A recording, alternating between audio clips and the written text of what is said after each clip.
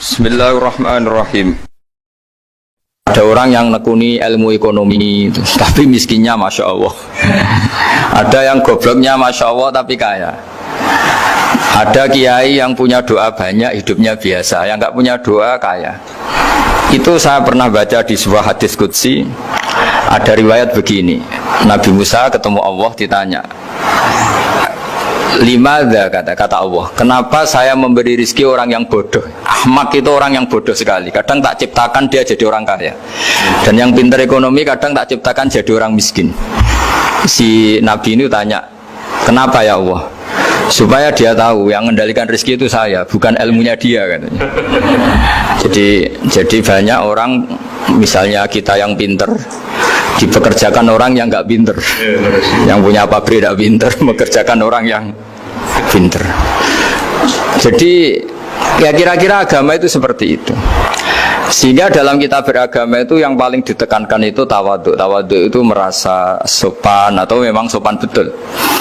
Kalau dalam Ihya disebut, sekiranya Anda tidak bisa tawadhu secara rasa, tawadhulah secara ilmu. Saya ulang lagi ya, sekiranya Anda tidak bisa tawadhu secara rasa, tawadhulah secara apa? Ilmu. Karena ilmu itu akan abadi. Saya beri contoh begini, saya ini kan misalnya kiai di kampung saya atau di kecamatan saya. Saya mungkin bisa merasa hebat karena saya tokoh di sini. Tapi pastikan sebelum ada saya yang bernama Baha ini, agama sudah jalan. Dan di daerah lain yang nggak kenal saya juga agama sudah jalan. Betapa tidak pentingnya saya di kawasan-kawasan yang nggak butuh saya, atau di era yang sebelum ada saya. Nah, dengan ilmu seperti itu orang pasti tawadhu, karena dia tahu daerah yang nggak ada saya ternyata ya ada masjid, ada agama. Periode yang sebelum ada saya juga agama jalan. Sehingga kita tidak kumo luhur, wah kalau nggak ada saya agama nggak jalan. Zaman Wali Songo tidak ada saya agama ya jalan. Ekonomi juga gitu. Kalau Anda pakar ekonomi yang mensejahterakan rakyat, cara tawadhu itu kalau nggak bisa dengan rasa, dengan ilmu. Sebelum ada kamu banyak orang kaya, banyak orang yang nggak kenal kamu juga kaya. Banyak periode yang saat itu udah ada Anda juga kaya. Berarti Anda ini tidak siapa-siapa. Makanya saya pernah didatangin seorang profesor, ini kisah nyata. Gus, sebetulnya saya dengan bapak saya itu pinter mana? Bapak saya itu tidak tamat SD, tapi saya bisa profesor. Saya ini profesor, anak saya naik kelas saja sudah senengnya bukan main. Artinya ini orang bodoh bisa menciptakan orang pinter, yang orang pinter kesulitan menciptakan orang pinter lagi. Nah, kalau kita tidak bisa tawadhu secara rasa, tawadhulah secara ilmu. Ikhlas juga gitu, saya sering ngajarkan ikhlas di beberapa kesempatan ngaji. Kalau Anda tidak bisa ikhlas secara rasa, ikhlaslah secara ilmu. Pasti bisa, bukan mungkin bisa, pasti bisa. Secara ilmu. Makanya di Quran disebut fa'lam annahu la ilaha illallah. Ilmu, fa'lam itu dari kata ilmu. Saya beri contoh, saya mulai kecil sampai sekarang saya sekitar umur 50 tahun. Mulai kecil sampai sekarang itu ya bilang kalau kertas ini putih. Itu ya ada yang gaji, ada yang bayar. Tapi saya selalu bilang kertas ini putih. Yang hitam ya saya katakan hitam, yang merah saya katakan merah. Kenapa? Karena itu fakta. Saya ulang lagi, karena itu fakta. Sehingga saya untuk mengatakan putih tidak perlu ada yang bayar. Sehingga ketika kita latihan sholat, latihan ibadah, dan mengakui Allah itu sebagai Tuhan kita akan malu. Loh, faktanya Allah itu kan Tuhan. Mau mengatakan fakta kok minta upah, ini gimana? Kita mengatakan Allah Tuhan itu sama dengan mengatakan kertas ini putih. Sama-sama itu fakta. Sama seperti saya mengatakan Pak Jokowi itu presiden kami. Itu kan fakta. Masa nunggu kalau dikasih BLT katakan presiden, kalau enggak ya enggak. Itu kan ribet jadi. Pak Panut misalnya rektor UGM, mbok saya agak digaji di sana atau tidak kerja di sana, bilang kalau beliau itu rektor. Pak Ganjar gubernur Jawa Tengah, mbok saya dikenal apa enggak ya beliau tetap gubernur. Lama sekali kita mengatakan fakta itu ikhlas. Ikhlas itu artinya enggak minta apa-apa, karena kita ingin ngomong sesuai fakta. Nah, Allah Tuhan itu fakta gitu. Nah, kenapa untuk mengatakan Allah Tuhan nunggu? Bah, saya ini Tuhan kamu. Ya nunggu dulu Gusti, kalau engkau masukkan kami ke surga, engkau Tuhan. Kalau enggak ya enggak jadi. Itu tidak bisa seperti itu. Ya Allah tetap Tuhan. Nah, kalau Anda tidak bisa ikhlas secara rasa, ikhlaslah secara ilmu. Ilmu ya tadi kita akan selalu bilang yang putih putih, yang hitam hitam.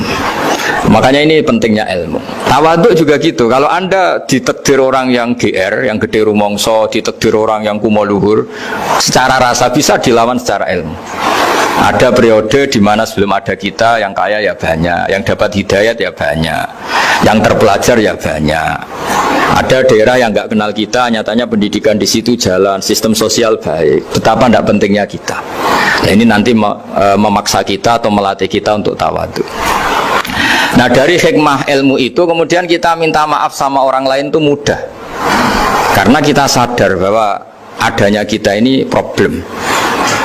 Saya sering digojlok orang-orang kaya. Orang-orang kaya itu ya kadang agak kurang ajar tapi nggak bisa dibantah. Begini, pernah tanya saya gini, Gus, saya ini punya mobil mahal, harganya 2 miliar. Kayaknya yang berhak pakai jalan raya saya kan. Kok bisa? Bayarnya pajak saya mahal. Sehingga kayaknya paling pantas saya. Yang naik ontel itu kan nggak bayar pajak. Harusnya nggak boleh pakai jalan gitu sih. Terus saya bilang, mbah-mbahnya yang naik ontel itu pejuang, bapak kamu enggak kata saya. Kamu enggak warisnya kata saya. Artinya ada teori dalam kitab hikam itu kitab tasawuf dalam pesantren. Itu kebaikan saja di soal. Misalnya begini, kita ini bangga sebagai urip yang tertib, hidup yang tertib di kantor, di tempat-tempat pekerjaan. Tapi kalau itu semua terjadi, kalau ada kecelakaan di jalan itu nggak ada yang nolong langsung. SAR paling efektif, tim penolong paling efektif itu ya orang-orang nganggur itu. Orang-orang yang di jalan-jalan di perapatan itu kalau ada kecelakaan langsung nolong. Itu nanti ambulan itu yang kedua, ketiga, yang nolong pertama ya orang-orang yang nganggur-nganggur di jalan itu. Ada orang tersesat nolong. Maka ketika seorang sahabat tanya, ya Rasulullah, kalau engkau melarang kita jagongan di jalan, itu kita tidak bisa. Tapi kata Nabi, ya silahkan saja, tapi adu hak kotorik, hak kamu di jalan itu datangkan. Apa itu? Ya kamu bisa amar ma'ruf nahi mungkar. Coba kalau di terminal, di tempat publik banyak orang yang soleh, itu nanti copet ya sungkan. Yang mau jambret ya sungkan, karena yang di situ orang-orang soleh. Nanti yang nggak sholat juga sungkan, karena yang di situ banyak yang sholat. Jadi kenyamanan orang pergi jauh di tempat-tempat sepi itu ya barokahnya orang-orang nganggur terus ngaji, wah nengkono masih rame, ada orang yang di perapatan, di pertigaan. Bayangkan kalau ini orang-orang soleh, pasti itu nyaman karena wilayah publik dihuni orang-orang yang soleh. Tapi orang pasti bilang itu nggak tertib. Kita inginnya hidup ya tertib di kantor atau yang suka di masjid, di masjid.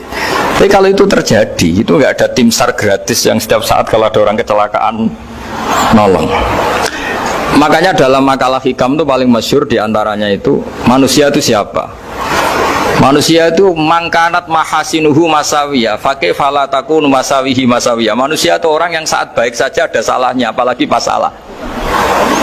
Jadi kalau kamu punya toko lagi laris dan saat laris itu Anda ngerumat keluarga Anda melakukan kebaikan pada keluarga Anda, pasti ada toko lain yang termahjubkan, yang tersingkirkan. Makanya saya pernah diskusi sama kiai besar, guyonan sama saya. Kita kalau kiai besar sebaiknya kalau diundang di musola kecil datang apa enggak? Kata kiai yang satu, jangan datang Gus, itu jatahnya kiai kecil. Terus kata yang satu, datang Gus sebagai bukti tawaduk bahwa kita kiai besar pun mau diundang yang kecil. Akhirnya kita ini ya kadang datang kadang enggak, karena kadang kita enggak datang supaya jatah rezeki kiai kecil enggak terambil. Kadang ya mau datang supaya dikira tawaduk. Makanya kalau seorang profesor sering turba di bawah itu ya kasihan yang S1, SPDI itu kan nanti enggak jadi bintang kalau profesornya sering turun. Kalah terus itu. Jadi kadang-kadang itu orang itu harus berpikir secara ilmu, jangan rasa terus.